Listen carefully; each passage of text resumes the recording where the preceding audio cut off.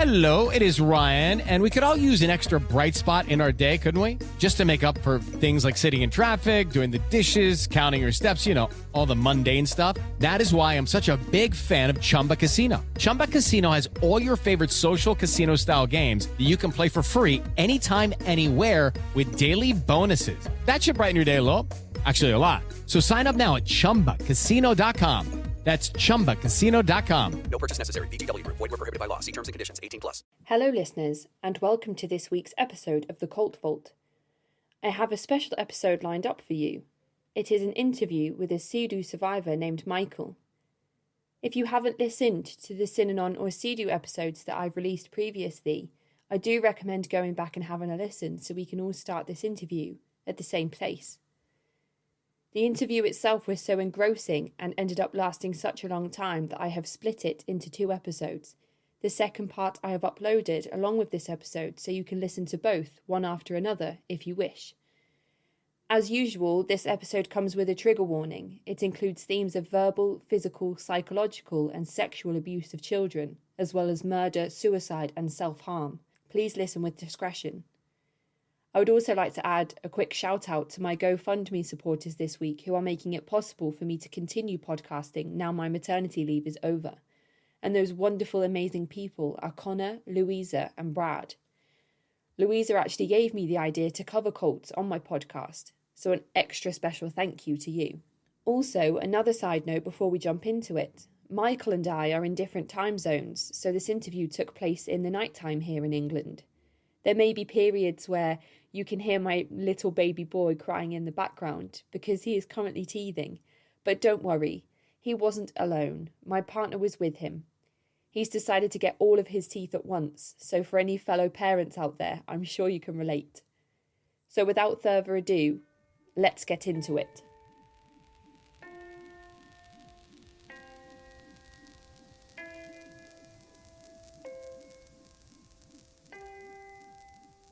So thank you so much for agreeing to chat with me. I've been so excited for this for so long.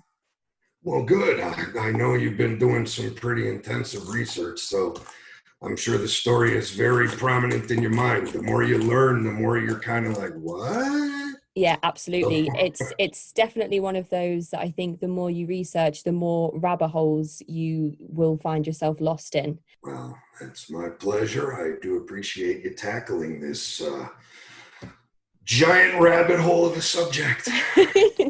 Okay, then, shall we get started? Of course. So, Michael, would you like to introduce yourself to the listeners and give a little bit of a background about yourself? All right. Gladly. My name's Michael Balaban. I presently live in Las Vegas, Nevada. I'm originally from Chicago, Illinois. I was living in Chicago, and I was originally sent to CEDU, so I guess I was a Chicago kid back then. More recently, I retired a sergeant from the United States Army back in 2015 after injuries incurred in Afghanistan.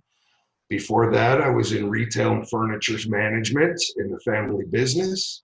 And then back in 1993 to 94, from November 15th, 93 to November 15th, 94, when I was 16 and 17 years old, I was a resident at the CEDU school in Running Springs, California. Okay, and what is CEDU and where did it come from? Well, I think you did a bang-up job in your last episode, really getting into the origin stories of CEDU. And just to kind of reiterate what you said, CEDU stands for Charles E. Diederich University, as it's understood now. For years and years while it was in operation, it was understood as an anagram for see yourself as you are and do something about it. Or as you want to be, one or the other. It was, as has been found out more recently, a clone of Synanon 1, as we'll call it, the original Synanon from 1958 through 66, 67. You delved very well into the Mel Wasserman background, Bill Lane, and many of the other Synanon Hmm. members who split off when Charles Diederich decided to make Synanon a non-graduating program. Yeah. And that was when they decided to basically invent their own program with the same backstory focused towards adolescents uh, by the name of CEDU. So yeah, it was a residential program under the guise of a school that was originated by the first incarnation of Synanon and the dissatisfaction and disillusionment of original Synanon members at the evolutions that Charles Diederich put into Synanon. Okay. And how did CEDU specifically differ from Synanon? Well, the big differences between CEDU and Synanon were the fact that Synanon was full of volunteers. There were some Synanon members that were sent there by the courts, whether they be later on adolescents or earlier, some adults were sent there. At the same time, everyone at Synanon was pretty much there voluntarily, looking for some sort of solution to their own addictions or their own paradigms that didn't fit with their lives. Okay. In the case of Squares, CEDU was instead an institution that was formed for adolescents and children, and none of the attendees at CEDU were there voluntarily. Okay, so how would these adolescents find themselves in a place like CEDU? Well, there were multiple methods. I mean, it really comes down to not only what were the causes, but the people that were involved in sending kids there. Okay. The kids there had anything from sexual deviancy issues to drug use, legal issues, absentee parenting in many cases, that were very sold on the growth curriculum while they were off doing their own thing. The truth of it is that the main placements at CEDU came from, let's see, there are three major ways you would end up there. One would be the court systems, where a judge would take an adolescent whose parents had means and require them to sign up for a program, CEDU or one like it. This was the 90s in my experience, so there were quite a few that were like it. Okay. The others were psychiatrists. A lot of folks that have spoken about CEDU before and that I knew were sent there by their doctors. Kids with issues such as cutting, depression, or diagnoses were sent there due to the fact that they accepted kids like that and swore that they could help them. The third major reason that kids got sent there were educational consultants, like you've touched on with Lon Woodbury, who was once an admissions director of CEDU and then became an educational consultant. Educational consultants in the 90s and 2000s here in the United States were usually primarily used for colleges and universities. When a kid was graduating high school, their parents would take them to the educational consultant and they would have a breakdown of all the universities that dealt with their type of goals and aims and majors and such. But those educational consultants also worked with high school kids and their parents to help those parents find the appropriate troubled teen institution to send their kids to. So I would say about 50% of the kids there, in my estimation, were there from educational consultants. The other half mixed between judges and psychiatrists, psychologists. Okay. And which one of those three were you involved in? So where you found yourself at CEDU? Well, myself, I was, I fit fully into the troubled teen paradigm. I had problems with marijuana use consistently when I was a teenager. I was kicked out of a few schools, and then I got in trouble with the law. So it was originally a judge who told my parents they had to send me to an institution such as CEDU. And then with the help of an educational consultant outside of Chicago, they found CEDU itself. So it was a combination of two factors for me. Okay. And what was the judge's? Why did you appear in front of a judge in the first place? Well, my story, as it's laid out in the screenplay I've written about it, is that I had quite a few instances. The truth of my situation, I got arrested at a Grateful Dead concert in the summer of 1992. I was sent to a local reform school in Chicago for about 6 months or so, or more like 3 months, from the start of the school year in 93 up until November, when I was kicked out of that school.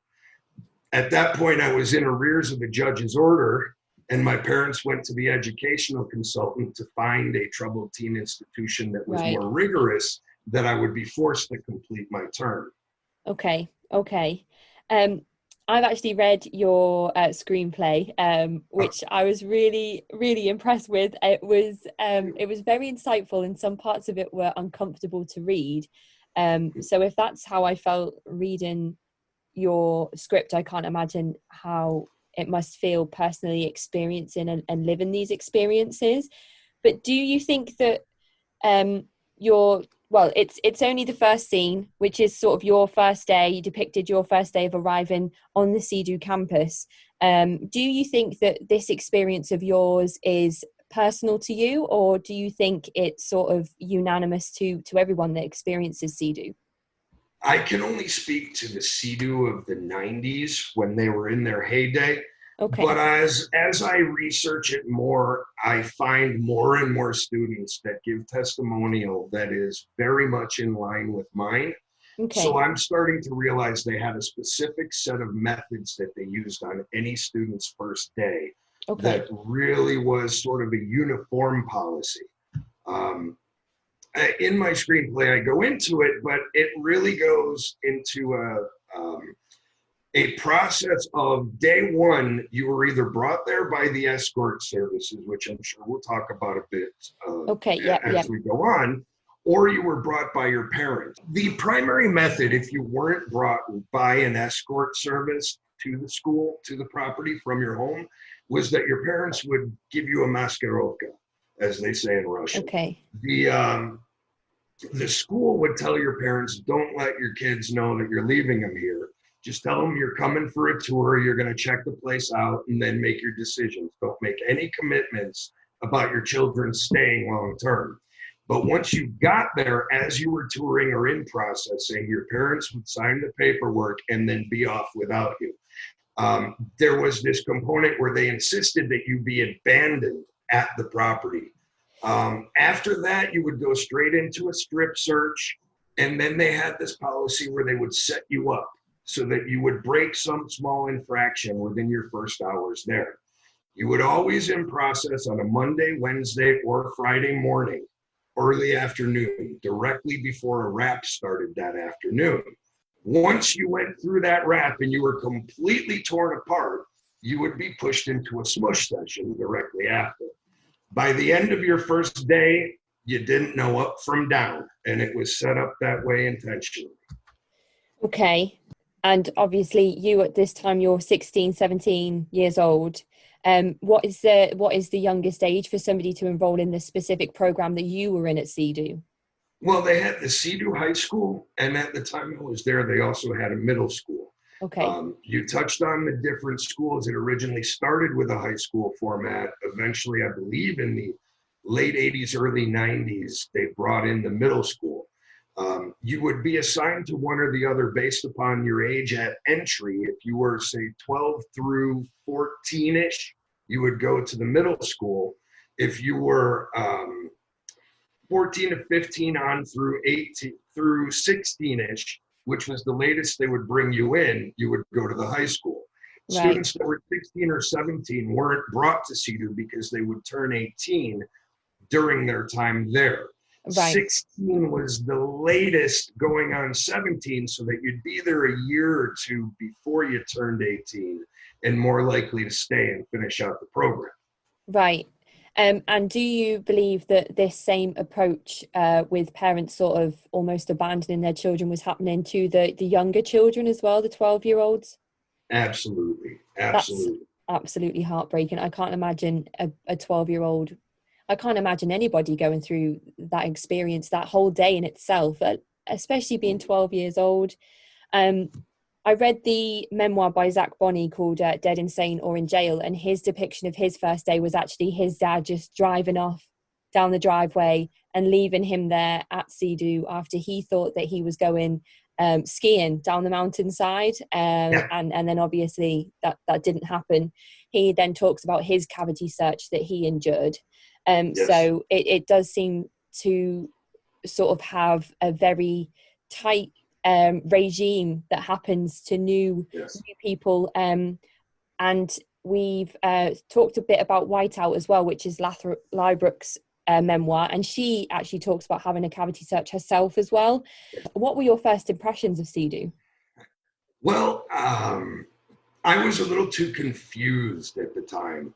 I was one of the folks that on my initial arrival, I was driven up by my father under the auspices of taking a campus tour, just to see the place and see if I wanted to go.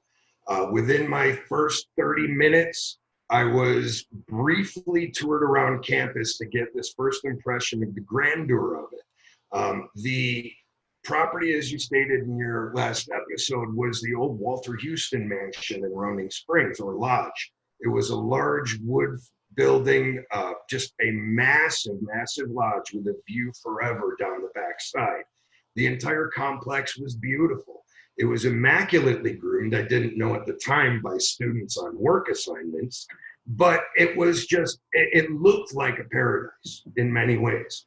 You really didn't have an idea of what you were approaching because the promotional materials were all inspirational. They spent 3/4 of it on the academic program that didn't actually exist. Wow. So parents were sold on it. You went up there talking exactly like Zach Bonney said, or like Lathrop said, is that you went up thinking that you were going on a tour of this beautiful place that took you skiing every winter and had these beautiful wilderness expeditions all the time. They had activities and arts and all these other wonderful things that sold not only the parents, but the students originally. It was only on your first day when you get your first impression, you start out with the grandeur of the place on your basic tour. Right. Then while your parents were signing the paperwork, your parents would abandon you there. They'd be told to leave without saying goodbye. Hello, it is Ryan, and I was on a flight the other day playing one of my favorite social spin slot games on ChumbaCasino.com. I looked over at the person sitting next to me, and you know what they were doing? They were also playing Chumba Casino. Coincidence? I think not. Everybody's loving having fun with it. Chumba Casino is home to hundreds of casino-style games that you can play for free anytime, anywhere, even at 30,000 feet. So sign up now at ChumbaCasino.com to claim your free welcome bonus. That's ChumbaCasino.com and live the Chumba life. No purchase necessary. VGW Group. Void where prohibited by law. See terms and conditions. 18+. That was it. They weren't allowed to say goodbye to you. It was a part of the impact of arrival. So while you're touring this magnificent campus that, in all truth, you barely get to use any of the amenities while you're there, you end up abandoned. And then while you're dealing with that abandonment, you're being pulled into the admin office for your body cavity search. And by that point, your parents have left. They're gone, and you're on your own in this beautiful place about to start experiencing things that'll throw you so far off kilter you don't know up from down anymore. Okay, so you've arrived at CEDU, you've had your first day. Obviously, you touched upon, the beautiful scenic mountains that you can see, the impressive building itself that parents are probably really, really impressed with. Yeah. What is the rest of your CEDU experience? What is the entire structure of what is the curriculum, so to speak? Well, there's where it's a little difficult because the curriculum differed from student to student based on a couple of factors. Okay. The number one factor that determined what your curriculum at CEDU was your agreement status. Okay. When I say agreement status, we're using CEDU lingo here. You weren't breaking rules, or you didn't break rules or go with rules. You were either in agreement or out of agreement. Right. CEDU famously said, we don't have rules here. We have agreements. Okay. Whether you actually agree or not, they're agreements. You're either in agreement with it or out of agreement. Those agreements determined how you were treated at the school.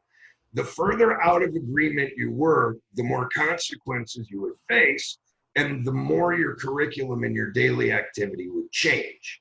The other thing that really changed the way that the day worked was your placement within the program. what stage you were or peer group. Okay. When you started out, your daily routine was way different than when you were getting towards the end. Right. Okay. You didn't even go to academic classes for your first 6 months there. The academics that you did were called work ethics.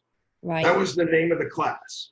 And you'd spend all day at the woodshed, cutting wood, chopping down trees, doing manual labor. So chores. And literally they try to give you high school credits for it. Right. Okay. As you advanced, you added more academics. You went through the different workshops and prop beats, got more trust, were able to expand yourself, got a bit more free time. You were allowed to do more with that free time. It really depended on how far along you were and how much you were getting with the program. Okay. I think the basic way to say it is you start out, your curriculum was work assignments and raps. And then as you progress through the different workshops and prop beats and through the different peer groups and levels, you would add more academics, you would add more free time, you would add more responsibilities like touring parents of new kids that are coming in or touring the new kids themselves. You would be given a job as a big brother or big sister where you would be monitoring other new students with some of your free time. There were other privileges you would get that would open up the process for you. Okay. So it really did depend on a couple of factors. There is no set schedule that you can point to besides raps every Monday, Wednesday, and Friday afternoon. Okay. Other than that, the rest of your time evolved based on those two factors. So when you talk about being in or out of agreement, how would you find yourself out of agreement, and what would be the repercussions of being out of agreement? Well, the agreements were numerous. Getting into those is a story unto themselves with lingo and all sorts of things that would probably seem foreign at this point.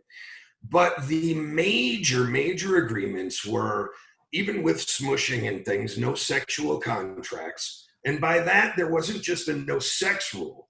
If you even talked too much to a person of the opposite sex, or if you were, if you were LGBTQ, then it would be someone of your own sex. They would monitor that. Okay. If you spent too much time with them, you talked to them too much. Even if someone accused you in a rap of having a sexual contract with someone, like you guys were flirting, but you weren't, you were guilty of it. So that was breaking an agreement. Things like songs and music were out of agreement. It was called popping off. If you started quoting lyrics or even said the name of a band that was forbidden, you faced consequences for it.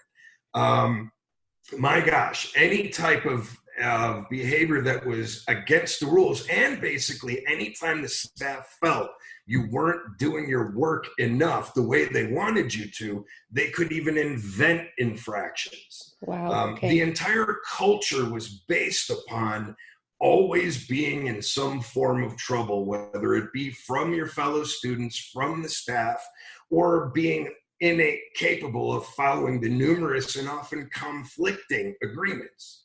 Okay. So, and you think that it was conflicting on purpose? Oh, absolutely. Absolutely. Because the more out of agreement you were, the more intensive they could get with their methods, with both the attacks and the raps and the punishments and consequences. Okay. There were different levels of consequences you could face. I mean, if you had something minor, like you went and accidentally quoted a song lyric and someone accused you of it in a rap, Okay. you would face something like dishes. Dishes at the end of the day had different levels. One level, if it was a very minor infraction, you'd spend 10 minutes wiping down tables. Right. Severe infractions, you'd be on pots and pans for about 3-4 hours, elbow deep. After that, you got into further punishments. The further you got from agreement, there were things like restrictions, movement restrictions.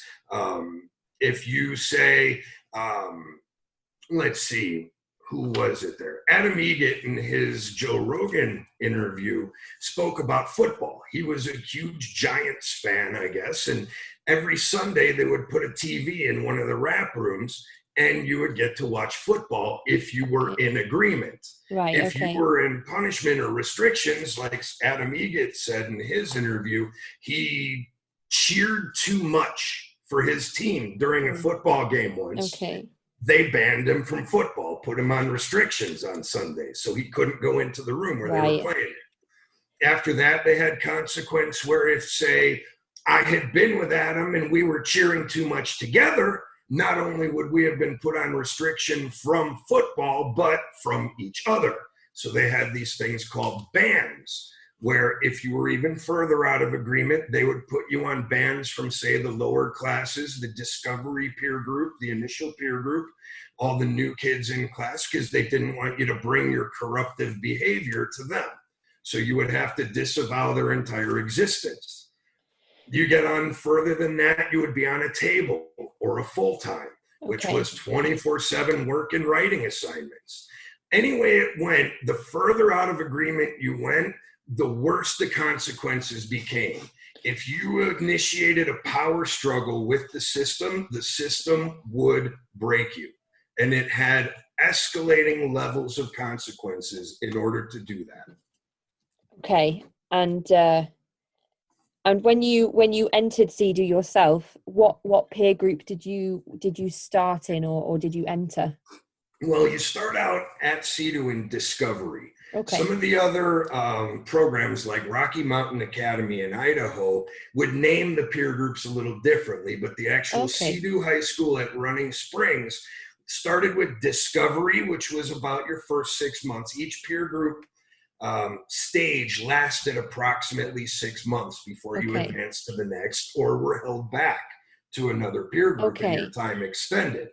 The first one was Discovery. After that was Quest, then Challenge, New Horizons, and Summit. Those 5 stages were pretty much determined your full experience there. Right. Okay. And in your peer group, when you started in Discovery, are you with people the same age as yourself? Oh, no. Age and grade meant nothing at CEDU High School. Right. You were put into a peer group with people of all ages, determined by when they arrived at the school. Okay. So a 2.5-year program, you'd be in a peer group. When I was 16, going on 17, when I got there were kids who were 14 or 15 in my peer group.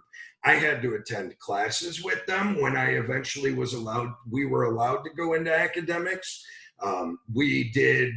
Hey, it's Ryan Seacrest. Life comes at you fast, which is why it's important to find some time to relax. A little you time. Enter Chumba Casino. With no download required, you can jump on anytime, anywhere for the chance to redeem some serious prizes. So treat yourself with Chumba Casino and play over 100 online casino-style games, all for free. Go to ChumbaCasino.com to collect your free welcome bonus. Sponsored by Chumba Casino. No purchase necessary. VGW Group. Void where prohibited by law. 21 plus. Terms and conditions apply.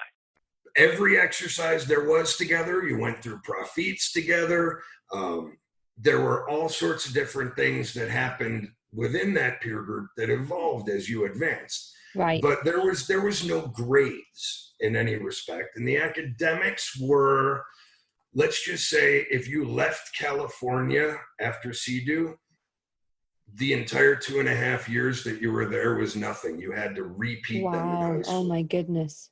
Okay. So really. When I left CEDU after being there for 1 year, 1 single credit transferred to my new school. Oh my And I goodness. ended up having to do an extra year of high school because of it. Okay, so we've covered peer groups here. You've mentioned a few times, you've spoken about wraps, profits, and smushing. Just to touch upon for the listeners what those things include. Well, smushing, as I understood it, was fairly unique to CEDU, but wraps and profits are also known by the synonym name, the game and the trip. Wraps were the synonym game facilitated by a couple of staff with students. Okay. They went on for about 4 to 5 hours every Monday, Wednesday, and Friday afternoon Wow. without fail. And the Prophets were the CEDU version of the trip, Okay. the 24-hour workshops that at Synanon involved a lot of LSD, sleep deprivation, food denial, stress positions, and all sorts of nasty, nasty things. Yeah. They transferred over into Prophets, and instead of being based on acid and LSD culture, they became based on the book The Prophet by Khalil Gibran. Okay. Early CEDU program designers, of which I believe Mel Wasserman, his CEDU friends, and then one of the original CEDU program directors was also a longtime Synanon member. Right. Medium Anonymous, I believe, did the research on that one. But they had to differentiate themselves from Synanon because Synanon was garnering itself a bad name. So Synanon processes and changed them enough that they couldn't be tied back easily. Right. Okay. Hence the name change from Right. yeah. And the CEDU. addition of Khalil Gibran's philosophies, like they would take a chapter on the truth and make that the truth prophet. The truth shall set you free. Right. And then okay. the next prophet was the children's prophet. And another chapter of the prophet from Khalil Gibran would deal with nurturing your inner child and things of that nature. And they would base that trip or prophet around that one Okay. and then move on.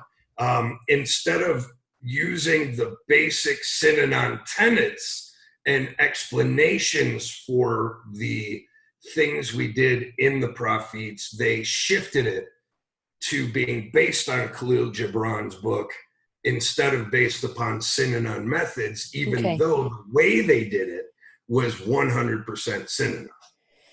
Okay. Okay. And when you say they, I guess you're referring to staff members? Correct. CEDU as an institution, but yes, the staff. Okay, Well, and what were the staff like there? What were they? What were their backgrounds, and how did they come to be in these positions? Well, the directors of the program were all OG Synanon. Mel Wasserman, his original program director, and his good friend when I was there, who ran the program from the background with a non-official title, Bill Lane, Okay. the proprietor of Bill Lane and Associates. These are all OG Synanon members that have come through and started the program, designed the program, and down the line supervise and run the program. Okay. As far as the day-to-day staff, you had basically two different kinds. You had graduates of the CEDU program that came back to work there, as well as local staff that was hired locally, screened, and then put through the program.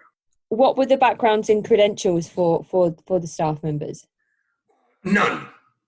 Okay. I do believe some had very small credentials and certifications, but there were no psychologists. There were no letters after the names.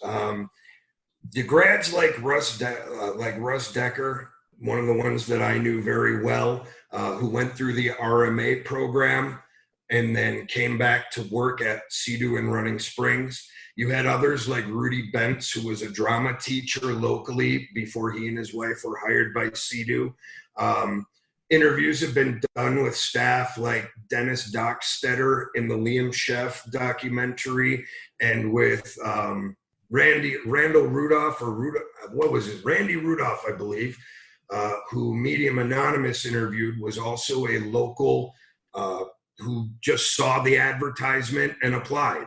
One of the first things that they asked the prospective employees is what their comfort levels were with certain different aspects of the CEDU program. If they expressed interest enough and were sold on it, they were hired and then put through the program in their first couple of years. They would go through the Okay. prophets with the residents. Oh, okay. So staff participated in RAPs and Profits the same as CEDU? Yes, they Would did. would you say students or residents? I would say residents every time. There is a bit of a, you stop it. There is a bit of an argument about that, but it is the TTI industry, CEDU itself, and those who have graduated the program and speak well of it afterwards would call themselves students. Okay. Lawyers who have dealt and sued the school through the years, as well as psychologists who have dealt with survivors and the survivors themselves who aren't so keen on the program, would all call themselves residents. Right, okay. So I think that's one of the big discrepancies between the two camps surrounding the institution. Right. They want us to be called students. We know that there was no academics in the first place, so why would we call ourselves that? We were residents or even patients. Oh, right. So that definitely makes sense. But what doesn't make sense is that staff members would participate in these almost truth-telling sessions with children, essentially. And some of their disclosures were absolutely horrific. Can you give us some examples? Step into the world of power, loyalty, and luck. I'm gonna make him an offer he can't refuse. With family, cannolis, and spins mean everything. Now, you wanna get mixed up in the family business. Introducing The Godfather at ChumbaCasino.com. Test your luck in the shadowy world of The Godfather slot. Someday, I will call upon you to do a service for me. Play The Godfather now at ChumbaCasino.com. Welcome to the family. No purchase necessary. VGW Group. Void where prohibited by law. 21 plus. Terms and conditions apply. Now,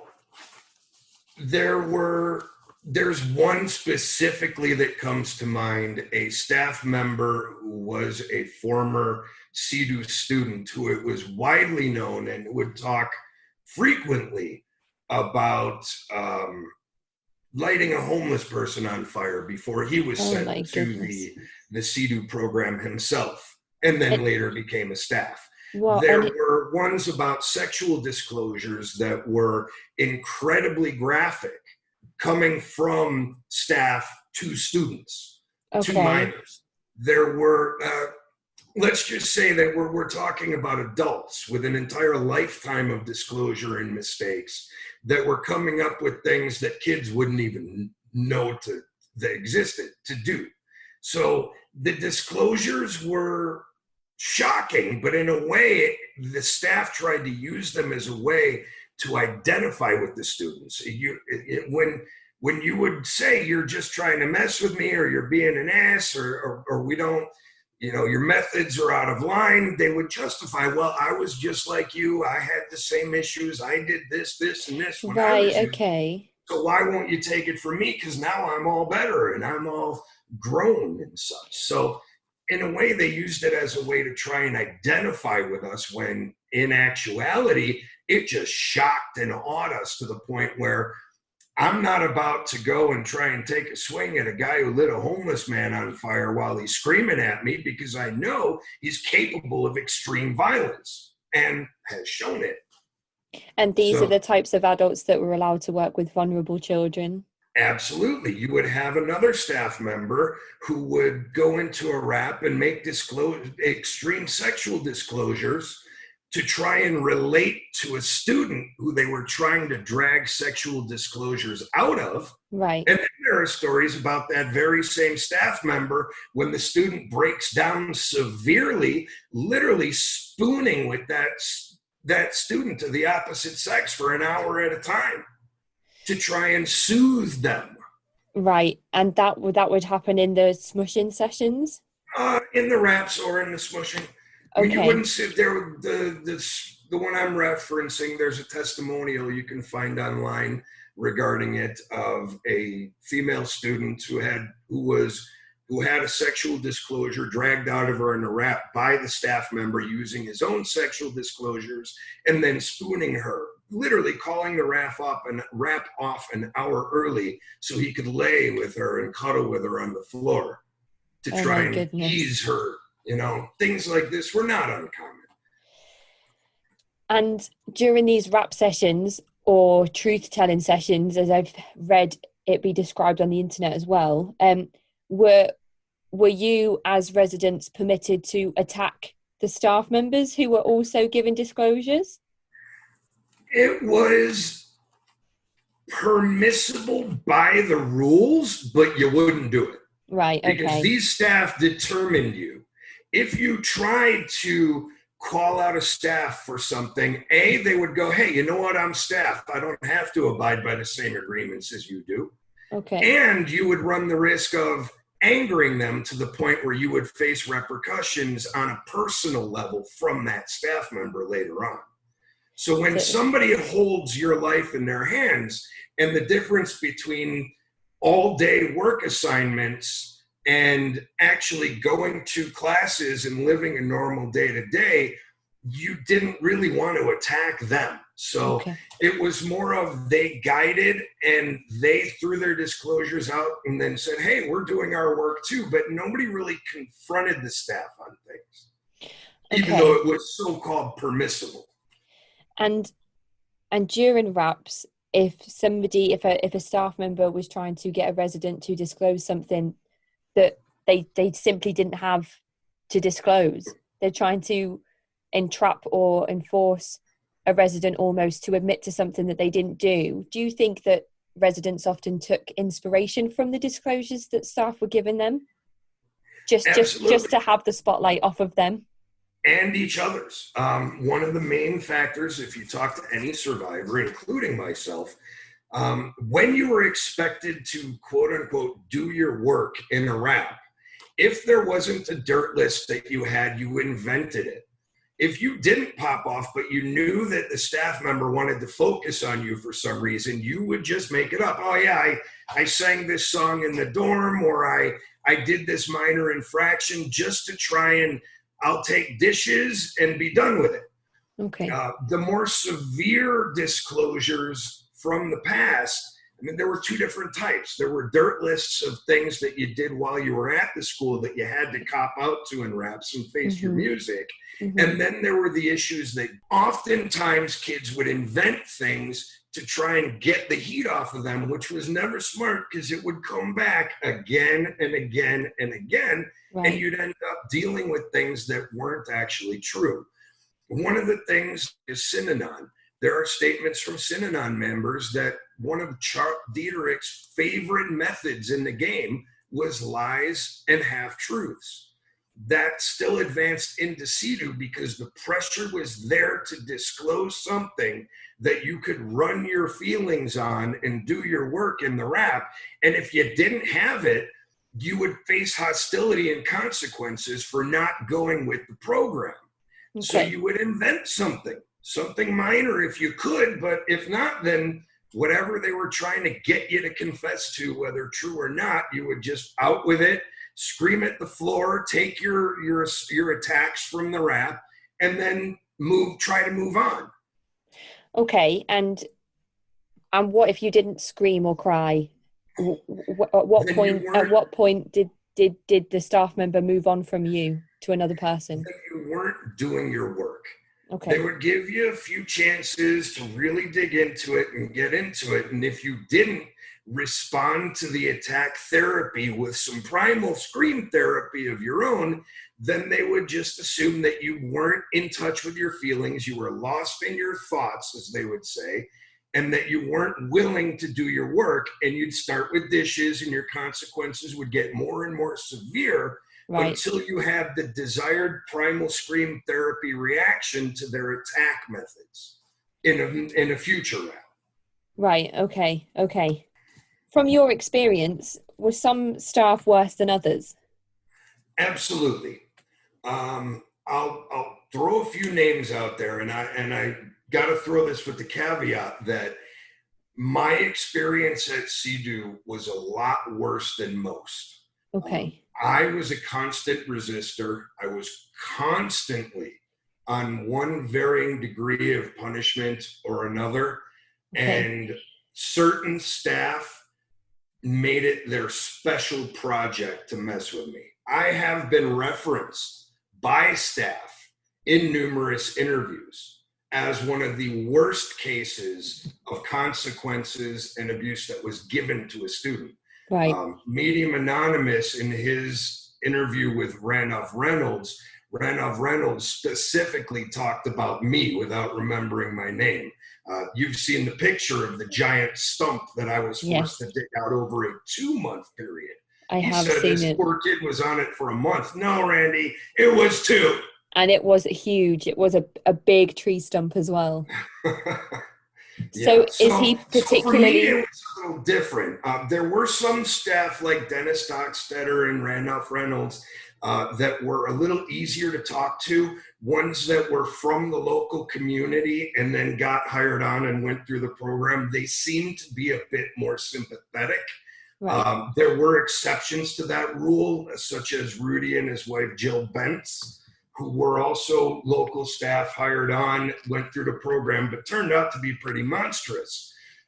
Then you have others like Russ Decker, who was my personal nemesis. He, boy, I'd love to get in front of that guy someday. You know, have a discussion as to why he was so horrible. The students who went through the program and came to work there were typically much more aggressive, right, and prone to overarching responses to power struggle. Right. And do you think that is because they are almost... They're insulted by the fact that you won't get with the program that right. they love Okay. so much. They are products of CEDU. They were believers. Okay. They Okay. believed in the method wholeheartedly as it had worked for them. And if you couldn't get with it, it was almost a personal insult to them. Right. And was there ever physical abuse as well as verbal abuse? Absolutely. They were very careful. There are stories and testimonies out there about different staff. Myself personally, it was always... Hello, it is Ryan, and I was on a flight the other day playing one of my favorite social spin slot games on ChumbaCasino.com. I looked over at the person sitting next to me, and you know what they were doing? They were also playing Chumba Casino. Coincidence? I think not. Everybody's loving having fun with it. Chumba Casino is home to hundreds of casino-style games that you can play for free anytime, anywhere, even at 30,000 feet. So sign up now at ChumbaCasino.com to claim your free welcome bonus. That's ChumbaCasino.com and live the Chumba life. No purchase necessary. VGW. Void where prohibited by law. See terms and conditions. 18+. Minor. It was a staff member coming behind you and putting a grip on your pressure points on your neck. Wow, okay. It was enhanced stress positions, very much like the military in many ways. Okay. There were staff that, one in particular that I remember from Ascent, which we'll, I'm sure, touch on later, that ran physical training and had a giant staff. Every time he made a student puke during the physical training, he would carve a new notch in the staff. Oh my goodness. There was no room for more notches on his 6-foot staff. So it was almost a pet project of different staff to abuse the kids to a point where they suffered greatly, but they wouldn't just punch you in the face. Okay. They would do something that was almost roundabout passive-aggressive abuse. When it came down to sexual abuse, there was a bit more to it, and there were more stories.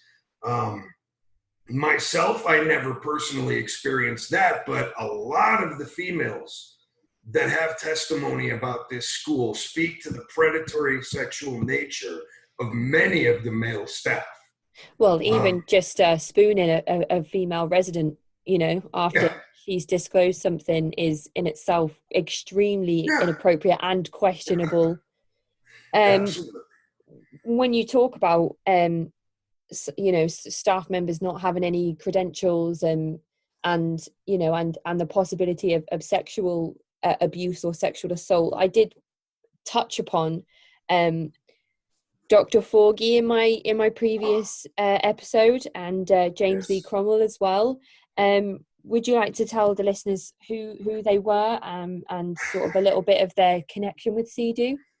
Well, Dr. Burnell Forgey was the resident psychiatrist, for CEDU School. He lived locally in Running Springs. He had a practice up there. He was contracted by the CEDU School through the 90s to be the in-house psychiatrist. Okay. He had a personal assistant who he got a job as a night watch and a student driver on campus named James Lee Crummell. Okay. James Lee Crummell and Burnell Forgey were eventually arrested in 1998 for basically gang raping a minor. A minor young boy. Yes. How do I put this? James Lee Crummell was a patient of Dr. Forgey. I'm sure, this is my hypothesis, Dr. Forgey, as a pedophile himself, retained a friendship with James Lee Crummell to the point of moving him into his house for years. Wow, okay. Crummell lived with Dr. Forgey and was his personal assistant. James Lee Crummell had been investigated and prosecuted, unfortunately gotten off the charge on a couple of murders prior to this. Of young boys? Of young boys. Okay. He was suspected in a whole bunch of others. He had evaded the law, gotten together with Dr. Forgey, and then Dr. Forgey had gotten James Lee Crummell a job on the CEDU campus. Okay. The CEDU campus, due to its closed culture, was a prime feeding ground for predators of all types. There were 2 student disappearances never to be seen again while James Lee Crummell and Dr. Burnell Forgey were working on the CEDU campus. In 1993, John Inman, who was, I believe, 17 years old, suffered from severe seizures to the point where they had a stent put into his head. Okay. Disappeared from campus without his seizure medicine one day, never to be seen again. Okay. Later, the next year in 1994, when I was there, a middle schooler named Blake Pursley disappeared one night, never to be seen again. Now, they may have split, which was the official story out of the school, but they never called anyone. They never had any money. They didn't have the proper clothing. They were minors with medical issues out and about in the community. The hypothesis is, even though he never confessed to it while he was on death row before killing himself, James Lee Crummell was responsible for their disappearances. Right. Okay. And it's my understanding that whilst he was working within CEDU, there was actually a warrant out for his arrest, so he was operating under a false name. This is possible. I'm not certain of it. My interactions with him were blessedly minimal. Okay. So, and when you say split, that means somebody who has run away? Split was a term that actually carried over from Synanon. Chuck and the hierarchy used to call people who left Synanon splitties. Okay. That carried over to CEDU. If you left campus, you were said to have split. One of the things they love to say is that there are no bars or doors on the windows. You can come and go as you please. But the minute you set foot off of campus, you were either going down the backside of the mountain, which was about 4 miles of completely impassable terrain. Mm-hmm. Nobody ever really tried that. And if they did, it worked out horribly. Okay. Or you had to walk about 4 or 5 miles down a road just to get to Running Springs and the local payphone where they usually found you. Or you had to hitchhike your way all the way down the mountain to San Bernardino. Wow. Okay. So the backside of this mountain, is it plausible that perhaps this is where children were taken by Crummell? Where they were taken, how they were taken, any details of that, he kept with him to his death. The fact is that only a very select few splittees, and Medium Anonymous did the research when he contacted the San Bernardino County Sheriff's Department. There were massive numbers of kids that split from the CEDU campus every month. Every month there were dozens of calls to the Sheriff's Department. Okay. Now, maybe 1% to 2% of people who split even attempted going down the backside. Just looking at it, it was the most imposing thing you could ever look at. Any story of anybody who's ever tried is a horror story where they ended up right back at CEDU on their own accord before making it all the way down. Okay. So 9 out of 10 or more took what was called School Road into Running Springs to try and get to the payphone there. This was in a time before cell phones, 1993, 94. So getting to that payphone in Running Springs was pretty much every kid's mission, hoping that somebody would come get them or give them a place to go. 9.9 times out of 10, it didn't work out. We touched earlier on the escort service. That was run by Bill Lane, the ex-Synanon neophyte. He originally started an in-house escort service, as we called it. And as Synanon in the 70s and early 80s started falling way out of fashion and getting into legal issues, my hypothesis is that Bill Lane was kind of forced out of any official association with the school based upon his close ties to Chuck and Synanon. Right. So instead, he formed Bill Lane and Associates and handled the transport of students. To this day, the business, I believe Bill Lane and Associates, he died in 2018. They went bankrupt this last year, but it's an industry now known as what do they call it? Therapeutic transportation, that was literally started by CEDU and Bill Lane. He was the first in the therapeutic transportation business.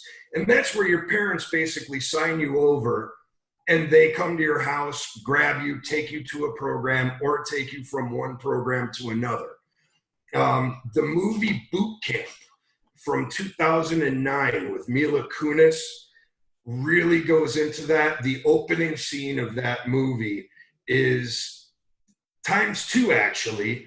Both her, one of the twice they introduce you to these escorts. Okay.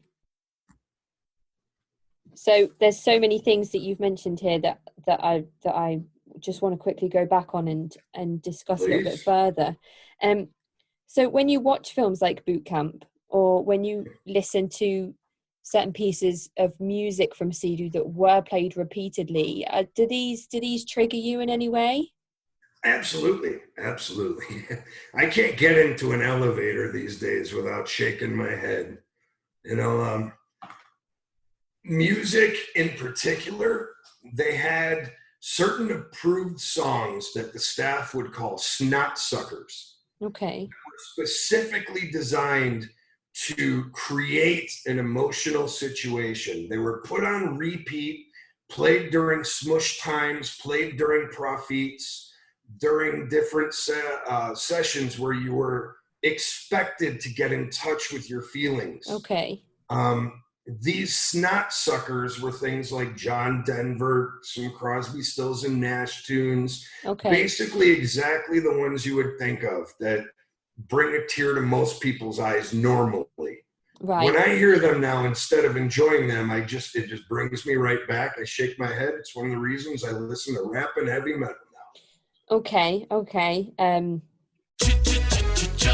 Looking for excitement? Chumba Casino is here. Play anytime, play anywhere. Play on the train, play at the store, play at home, play when you're bored. Play today for your chance to win and get daily bonuses when you log in. So what are you waiting for? Don't delay. Chumba Casino is free to play. Experience social gameplay like never before. Go to Chumba Casino right now to play hundreds of games, including online slots, bingo, Slingo, and more. Live the Chumba life at ChumbaCasino.com. No purchase necessary. VGW Group. Void where prohibited by law. 21 plus. Terms and conditions apply.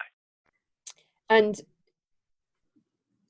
So the music was used to bring on further emotional feelings and openness to feeling all sorts of things during raps and smushing and such. So while you're in a profit, as the staff is screaming at you that your parents don't love you, that's why you're here, that you're a horrible person to your parents, how can you imagine how much they must hate you after all the things that you've done to them?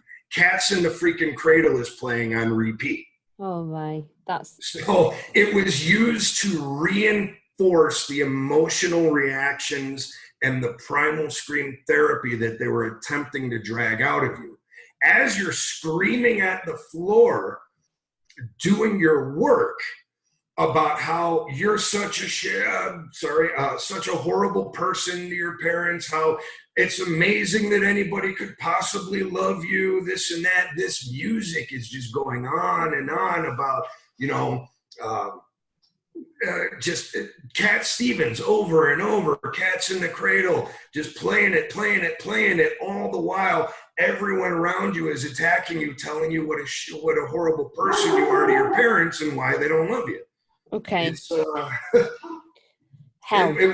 Yeah, very much. So music was a tool to them, and any music that wasn't useful as a tool was banned entirely. Okay. And just going back to talking about Dr. Forgy. So CEDU employ a psychiatrist. They have him on campus. He has Cromwell with him as his assistant. What was Forgy's purpose on the campus?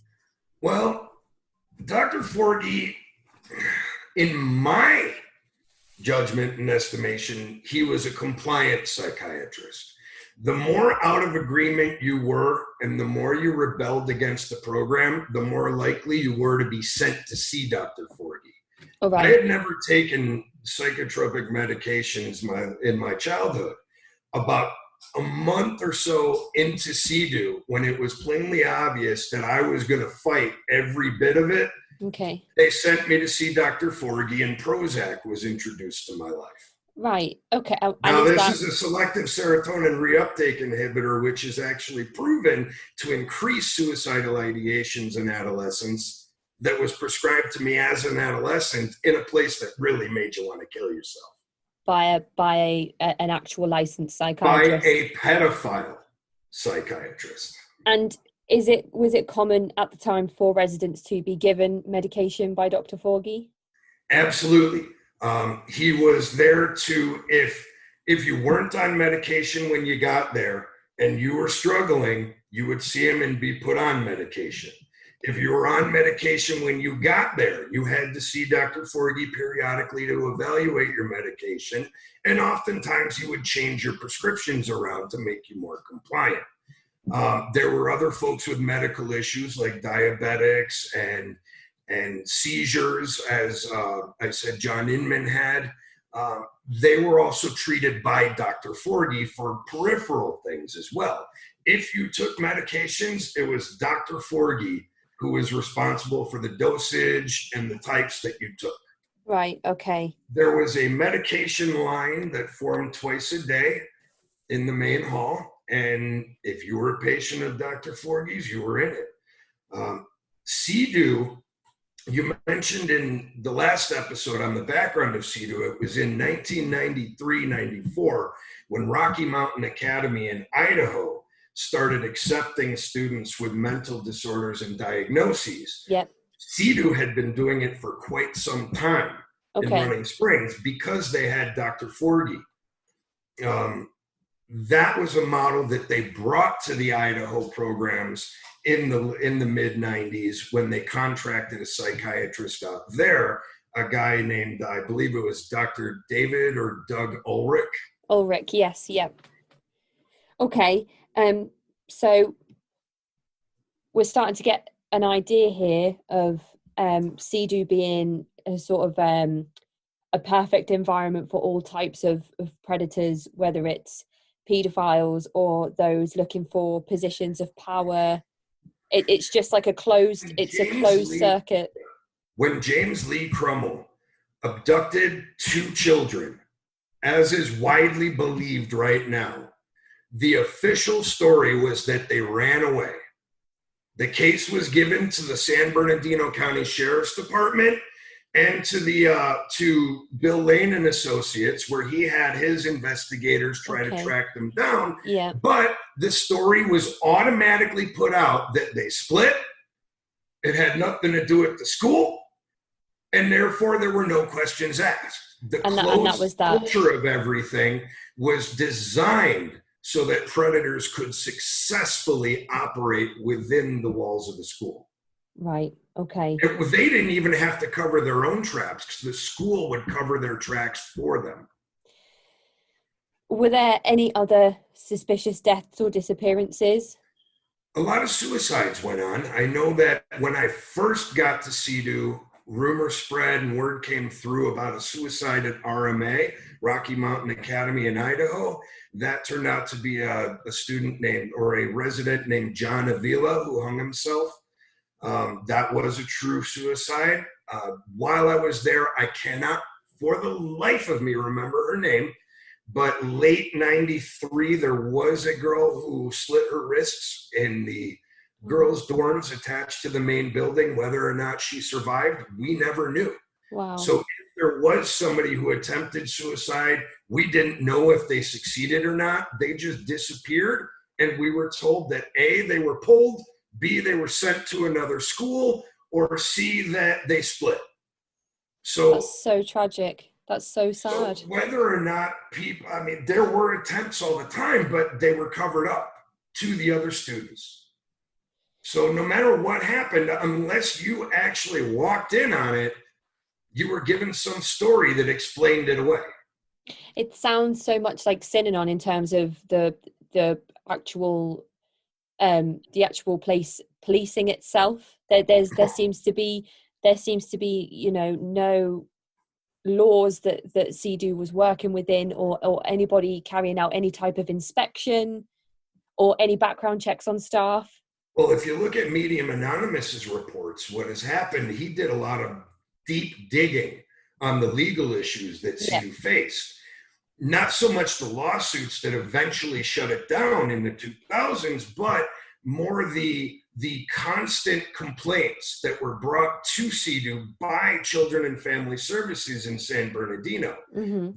They happened over and over and over again, but CEDU had this way where even the authorities, when a report was made, would leave it to CEDU to self-police itself. Right, okay. If they got a report that a student was being sleep deprived, say in a workshop, they would come in, they would evaluate it, and they would get a whole story from the staff. Oh, that's not true. This didn't happen. And then they would say, well, you know what? You guys need to make a policy where you lay it out that it's not okay for that to happen. Okay. And then CEDU would be like, okay, we'll rewrite the policy, make sure everybody knows you can't give anybody sleep deprivation. And if it even appears that they have it, you've got to force them to sleep. And the Children and Family Services would be like, okay, sounds good to us. And then CEDU would just throw it away and go back to operating the way they were. Is exactly what happens when you arrive at CEDU and there's a list of policies and procedures that CEDU promise they will work within, that you sign your name at the bottom of, and it comes across like an cabinet, and it's never seen again. It's like a little inside joke almost between staff, that they're getting you to sign a document that is almost the opposite of everything that they are going to put the students or residents through, once the raps start and everything. Okay, so you've briefly mentioned Ascent and Idaho with their Rocky Mountain Academy. What are other programs that CEDU were running, and how are they similar or different to your experience? The thing about the other CEDU programs is that the actual CEDU High School in Running Springs was the only real constant throughout the entire life of CEDU. Okay. There were multiple programs in Idaho that they expanded to. They were scattered all in the panhandle of northern Idaho, between Sandpoint and Bonners Ferry to the north. Okay. There were schools such as Rocky Mountain Academy, which I believe was the first. That was a CEDU clone. up in that area. Okay. That one is the one that you can say was pretty much a carbon copy of CEDU through the years. Mm-hmm. They also opened a school called Boulder Creek Academy, or BCA for short, Okay. and another one called Northwest Academy, or NWA for short. Okay. They had the wilderness program, their wilderness boot camp, very much like the movie Boot Camp Right. that Mila Kunis referenced earlier. That was called Ascent, and that was up with Northwest Academy on Ruby Ridge, about a mile or so from the Weaver household. Okay. Looking for excitement? Chumba Casino is here. Play anytime, play anywhere. Play on the train, play at the store, play at home, play when you're bored. Play today for your chance to win and get daily bonuses when you log in. So what are you waiting for? Don't delay. Chumba Casino is free to play. Experience social gameplay like never before. Go to Chumba Casino right now to play hundreds of games, including online slots, bingo, Slingo, and more. Live the Chumba life at ChumbaCasino.com. No purchase necessary. VGW Group. Void where prohibited by law. 21 plus. Terms and conditions apply. Throughout the years, they evolved. Northwest Academy, when it was first built, I believe in late 93, was supposed to be a last stop. It was sort of like an extended ascent program, whereas Boulder Creek Academy was more of a CEDU light. As time went on, there was a riot at Northwest Academy that that resulted in lawsuits. Yeah. The next thing you know, Northwest Academy became more of a transitional living, where Okay. they sent the students that were approaching 18, and they lightened up the program tremendously, and they kind of evolved and shifted as time went on. Okay. I do believe there were one or two other Idaho programs, one maybe an early transition program, but I'm not certain of that. Going back to the power struggles, Ascent, the wilderness boot camp, was used as a consequence. Okay. If you were put on a full-time at CEDU or at RMA or any of the other CEDU schools, and you were at the peak of consequence and it still wasn't working, say they put you on a stump and Okay. it took you 2 months to get off that stump, and you were still flipping the bird to the staff every time Yeah, they came around. Next thing you know, Bill Lane and his goons would show up. Right. You would be escorted to Ascent for their wilderness boot camp program. And then from there, it was used as a consequence. It was escalating consequence or severity of restriction. They always won the power struggles. If at Ascent you still couldn't get with the program, the end all was up in Northern Idaho. That came about when they hired Dr. Ulrich as the Northern Idaho program psychiatrist. He was also the clinical director of Northern Idaho Behavioral Health. Right. Which Okay. in 93 was a psych ward for adolescents where you would stay temporarily.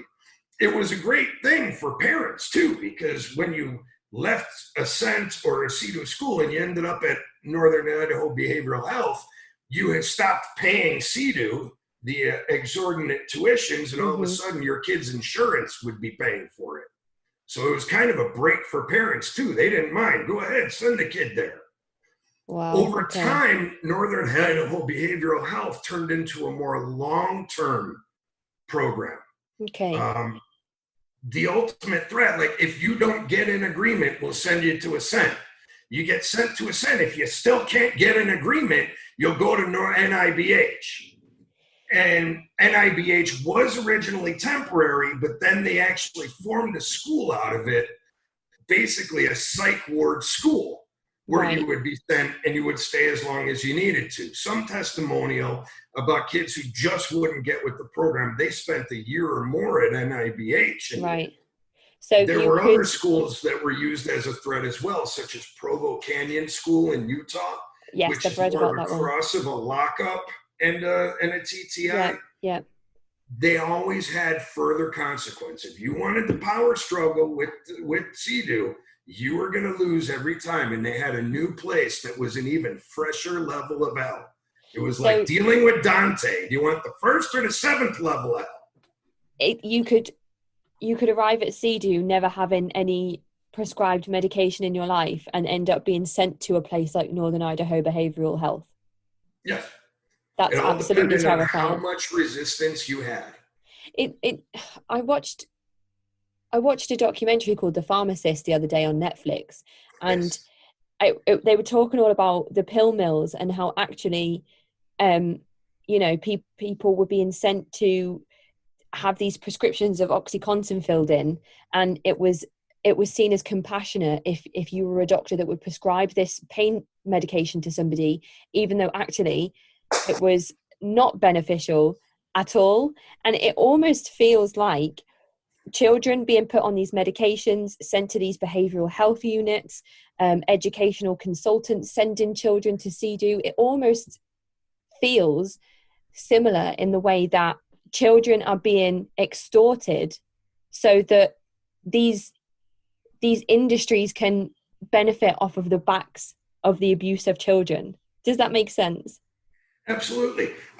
When CEDU first started, it was completely modeled after Synanon. The early CEDU out of Mel Wasserman's living room and when Running Springs first started was all not-for-profit.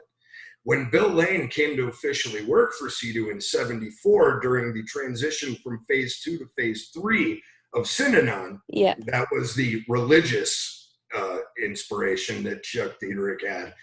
He actually came on while it was still a not-for-profit and ran the fundraising and the resource sourcing that the nonprofit, they completely individuated and distanced from Synanon.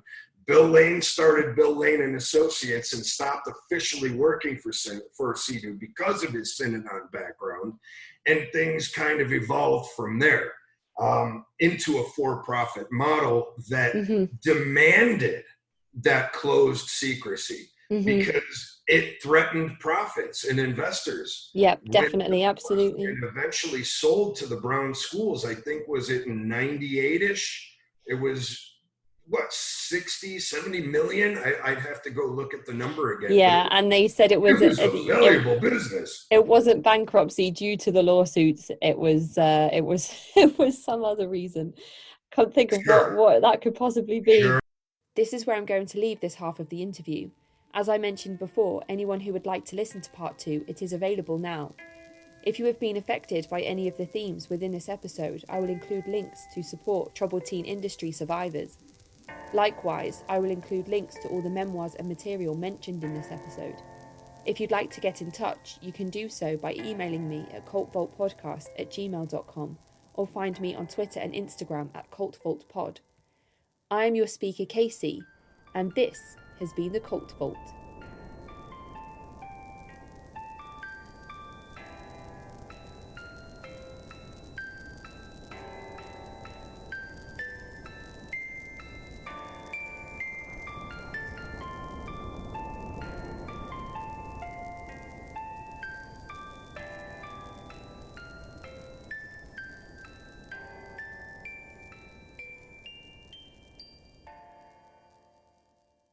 How to have fun anytime, anywhere. Step 1. Go to ChumbaCasino.com. ChumbaCasino.com. Got it. Step 2. Collect your welcome bonus. Come to Papa welcome bonus. Step 3. Play hundreds of casino-style games for free. That's a lot of games. All for free? Step 4. Unleash your excitement. Woohoo! Chumba Casino has been delivering thrills for over a decade. So claim your free welcome bonus now and live the Chumba life. Visit ChumbaCasino.com.